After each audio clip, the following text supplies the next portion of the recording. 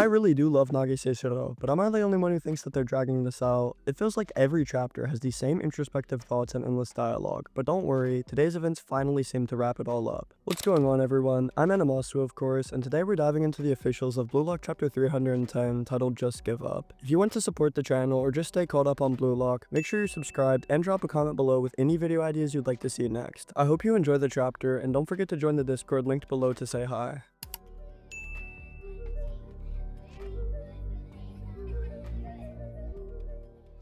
Today's chapter opens with intro text which states, Igaguri appeared when Nagi didn't know what path to take. What will the two who were rejected by Blue Lock talk about? We then cut to Nagi and Igaguri walking side by side beneath the city streetlights, and Igaguri starts explaining how he actually searched all over Nagi's school trying to find him, but got treated like a total creep in the process. Despite that, he smiles brightly at Nagi and says that he eventually asked one of his classmates, who pointed him in the direction of the arcade, and sure enough, that's exactly where he found him. He's clearly proud of his detective work, and to be fair, that is way more effort than I would put in to find anyone. In response though, Nagi just looks at him with a blank stare and lets out a vague uninterested noise, which is basically his version of saying, "Why are you here?" just without the effort of words. Nagi then casually asks Igaguri if he's a full-on creep now or something, which immediately makes him snap and scream back that he already told him that's not true. He literally just came to see him. The funny part is that already told him line means that Nagi probably called him a creep multiple times before we even cut to this scene. That's rich coming from Nagi of all people, but hey, we won't talk about it. Still verbally treating Igaguri like he's Joe Goldberg with a buzz cut, Nagi finally cuts the sarcasm and just bluntly asks, what does he actually want from him? Rubbing the back of his neck and looking a little unsure, Igaguri finally gets to the point and asks Nagi what he plans to do about football. Nagi responds with a few slow, confused noises like a literal child, before admitting he hasn't really decided yet. Igaguri says he figured that would be his answer, which immediately irritates Nagi. He snaps back, asking what's with the smug attitude and this whole "I know you so well" act, but Igaguri quickly taps a couple of times and tells him it's actually quite the opposite. He doesn't understand him at all, and that's exactly why he came here. While rocking back and forth on one of those goofy panda-shaped playground rides, Igaguri just blurts out that he wants Nagi to keep playing football. Nagi responds by asking if this is the same thing Isagi told him, but that's not actually it. Igaguri isn't saying this because he believes in Nagi's potential or some grand vision of egoism. He's just being selfish, plain and simple. They were both eliminated, they both lost, and they shared that failure, and it's what's really driving him. As we get a brief flashback of Nagi's final moments with him sitting on the floor as ego tore into him, Igaguri asks how he really felt in that moment. Nagi, unsurprisingly, gives a blunt and emotionless answer. He didn't really feel anything, it was what he expected.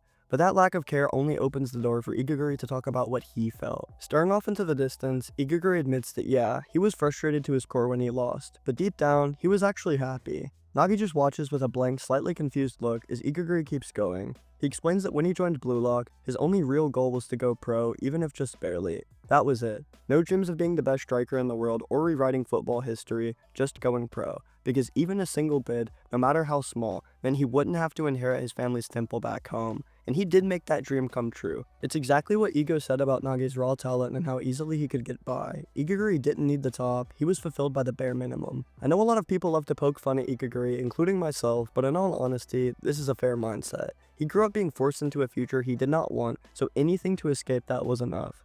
Igaguri then turns to Nagi and asks him a point-blank question. Was he truly fulfilled by the way things ended? And that one hits differently. Nagi's eyes completely wide out, his background goes pitch black, and you can see the weight of the question hit him. He pauses for a moment, clearly struggling to answer, before quietly saying that some things you have to walk away from, even if they leave you unfulfilled. It's a rare crack in his usual numb exterior, and it says everything we need to know. But that's exactly what Igaguri responds to.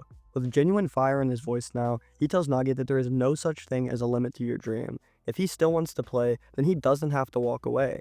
Igaguri continues on to say that the only real limit to a dream is the size of the vessel chasing it. In other words, how big your heart is, how much you're willing to carry, how far you're willing to go. For him, the dream of going pro was huge. It meant freedom. It meant not having to take over his family's temple. He cared about it so much, he was willing to stake his whole life on it. But in the end, that dream, while big for him, was still too small to fit the kind of vessel it takes to become the best in the world. That's why he was able to leave Blue Lock feeling fulfilled. He reached what he set out to do within his capabilities. But then he steps closer to Nagi and says outright that he's clearly different. He's not fulfilled by this ending, and it's obvious. With a wide, confident smile, Igaguri looks Nagi dead in the eye and tells him to stop sulking and lock back in. He calls him a genius, not in a mocking way, but as someone who's just tired of seeing him waste his potential. He then says that there's no such thing as a dream you're not allowed to chase, which causes Nagi's eyes to widen in genuine shock. As Igaguri wipes his nose and starts proudly bragging about how good his little speech was, Nagi cuts him off and finally starts to tell him the truth. As Nagi begins explaining off screen, Igaguri learns about the Baratsuda offer and how he tried to recruit him, offering him an alternate route to join the U20 team. The moment Igaguri hears that, he absolutely loses it, screaming in disbelief that Nagi had a secret back door to the U20 World Cup squad. He starts rocking back and forth on a swing angrily, furious that Nagi had this kind of opportunity while he was left out completely. Slouched over and sounding more confused than proud, Nagi mutters that this whole thing didn't make sense to him anyway. He even just casually drops the info that he refused the offer to Igaguri, and that stuns him to a whole new level of rage and disbelief. With his hands buried in his jacket pockets, Nagi quietly explains that he had no intention of crushing Blue Lock or betraying it. That alone was enough for him to say no. Igaguri just stares at him with confusion, eyebrows raised and face twisted. Then jumping down from the swing and throwing his hands up dramatically, he asks if that's really it. Nagi, completely deadpan and honest as ever, replies that yeah, it's really the only reason. Igaguri stares at him like he's actually gone insane, throwing his hands up again, asking what the hell he means by that. Then with this goofy ass expression on his face, Igaguri points straight at him and says probably the most honest thing anyone's told Nagi in a while other than ego. He's already the one who's betrayed Blue Lock the most. As Nagi quietly listens, Igaguri keeps going by telling him just to think about it. In his final match against FC Barca, even after declaring to Rayo that he wanted independence, Nagi still hesitated and faltered. He still made that last second pass out of fear. In that moment, he went completely against the Blue Lock ideology and everything Ego had been drilling into them since day one. So now hearing Nagi talk about not wanting to betray Blue Lock makes no sense. He already wasted Ego's time, and Igaguri's patience snaps as he tells him to cut the bullshit and be honest with himself. Because the more Nagi talks like this, the more it just pisses him off. Then Nagi calmly asks, almost testing him, if following Baratsuda's order would be the right path to return to Blue Lock. Would that make him correct? Igaguri doesn't hesitate for a second and says that he would view him as pathetic, of course. Nagi then quietly asks another question. What would Rayo and Isagi think if he took Baratsuda's offer? Igaguri doesn't blink once again and tells him straight up that they would think he's super pathetic. They'd look at him and wonder how he even had the nerve to come back after abandoning everything he once stood for. But even with that brutal honesty, Igaguri doesn't back down. He follows it up by saying that if Nagi's dream is that weak, if it can be crushed by just worrying about what other people might think, then it was never gonna come true anyway. At that point, Nagi starts to get visibly irritated and asks if Igaguri is seriously picking a fight with him right now, and without missing a beat, Igaguri stands firm and says absolutely. He'd say all of this 10 times over if that's what it takes to get it through to him. In a flashback, we see Igaguri's parents yelling at him, clearly opposing his dream with everything they've got. He explains that because of that, when he joined Blue Lock, he mentally prepared himself for whatever would come his way. To him, there were only two options: lose and spend his whole life working at the family temple, or find a way to go pro in football, no matter what. As we see Nagi's own scale tipping between life and death, football or giving up, Igaguri tells him to really think about the risk and future. He then delivers a speech that's very familiar to Bada's words from the Ubers match, explaining that people can only be truly immersed in something when their personal scale is balanced. That is, when despair and hope are both real, equally possible futures. He says he's always been able to tap into the flow while chasing his own dream like that, so he yells out frustrated, asking what's wrong with Nagi for not even being able to clearly say what his dreams are. He goes on to say that the reason Nagi lost wasn't talent, but because he never seriously considered what would happen if he couldn't achieve his dream. Instead, Nagi always carried that lazy genius vibe, subtle arrogance mixed with complacency. As we then see Igaguri sat fall to the floor, his voice is trembling as he fights back tears and asks why it's Nagi and not him who got the offer. Veins bulging around his eyes, Igaguri suddenly lunges forward and grabs Nagi by the jacket, screaming with raw intensity that if he had Nagi's talent, no matter if he looked lame or if it hurt, he'd still be aiming to become the #1 player in the entire world. It's a powerful and emotional moment that shows just how others might see Nagi, as someone ungrateful for the natural gifts he's been given, or maybe just someone completely oblivious to the chances and reality around him. Igaguri is desperately trying to snap him out of his self-inflicted delusion, but after that outburst, he quickly lets go of his collar.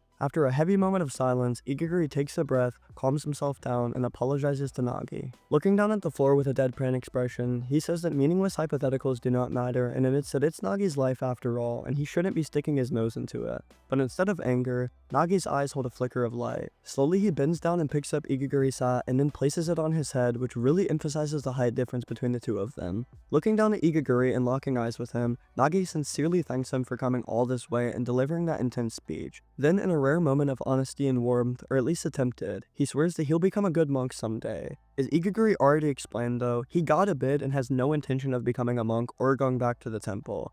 Nagi though starts walking away before he can finish, pulling his hood up over his head as Igaguri yells out that their conversation is not over. Nagi just waves his hand dismissively and says that he's had enough for now as Igaguri stares in confusion. The final page shows a dark aura flaring up around Nagi's seishiro as his speech bubble turns black and he says that meeting Igaguri has truly gotten him fired up. The text mentions that there are 2 days left until the U20 World Cup, but it's a bit unclear whether that countdown starts from this very conversation or if there's an implied time skip after the chapter ends. Either way, the outro text says, "An old friend lights the ego within Nagi's heart. The reignited genius will not end here." This hopefully will wrap up and close out Nagi's comeback arc, as they have really been dragging this one out. With only 2 days left until the U20 World Cup arc, like I said, he's either heading back to Blue Lock or making waves in the Premier League. With that, the upcoming chapter 311 is titled Side B and is set to officially release on July 15th. I'm guessing this could mean we finally meet the Batitsuda 3 picks and they join the Blue Lock 23, or maybe we'll get to see the end of the training in some of the team formations or reserves. Whatever the case may be, make sure to drop your thoughts in the comments as I always love hearing what y'all think. That's gonna wrap up today's video, and I just want to say a huge thanks to anyone who stuck around this far.